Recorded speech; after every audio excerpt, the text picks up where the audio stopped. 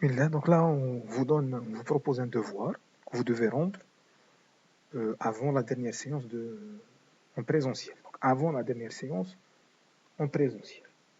Donc, il y a deux exercices. Premier exercice, on vous dit soit la fonction suivante. Donc, f de x est égal à 0 si x inférieur strictement x0, c'est égal à alpha sur bêta fois bêta sur x, le tout à la puissance alpha plus 1. Si x est supérieur ou égal à x0. Tous les paramètres sont alpha, bêta, x0, tous les paramètres sont supposés strictement positifs. Strictement positifs. Ça a son importance. Première question, sous quelles conditions? Peut-être il y a une seule condition, peut-être il y en a plusieurs. Donc sous quelles conditions? Je ne sais pas. Peut-être une ou plusieurs. Sous quelles conditions f est-elle la densité de probabilité d'une variable aléatoire? Sous quelles conditions f est-elle la densité de probabilité d'une variable aléatoire? Alors, lorsque f, vous trouvez les conditions que doit vérifier f pour qu'elle soit une densité de probabilité, lorsque f est une DDP, calculez alors sa fonction de répartition. Calculez l'espérance, calculez la variance.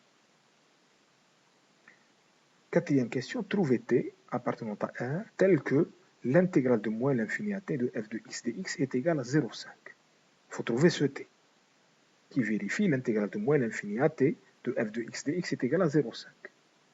Que représente ce t que vous avez calculé ici? Que représente ce t? Exercice 2. Une information est diffusée dans une population donnée. L'information reçue d'un individu est transmise telle qu'elle à l'individu suivant avec une probabilité P. L'information reçue d'un individu est transmise de façon contraire à l'individu suivant avec une probabilité A-P.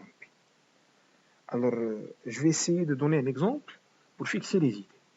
Admettons, vient quelqu'un qui vous dit, à la promo, il dit à un étudiant, il lui dit, les examens sont reportés.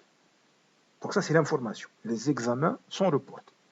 Alors, le premier étudiant, il va prendre cette information, soit il va la transmettre à un autre étudiant tel quel, c'est-à-dire il va dire à son camarade, les examens sont reportés, soit il va dire le contraire, il va mentir, il va dire, les examens ne sont pas reportés. Deux choses l'une. Soit il va transmettre l'information telle quelle, soit il va transmettre le contraire de l'information. Alors, il transmet l'information avec une probabilité P, ou on transmet l'information avec une probabilité M-P. Donc, on note Pn, la probabilité que l'information après N transmission soit correcte. Donc, chaque étudiant transmet à l'autre, au bout de N, une chaîne de N, Pn est la probabilité que le Nième reçoit l'information correctement. Trouver une relation entre Pn et Pn plus 1. Trouver une relation entre Pn et Pn plus 1.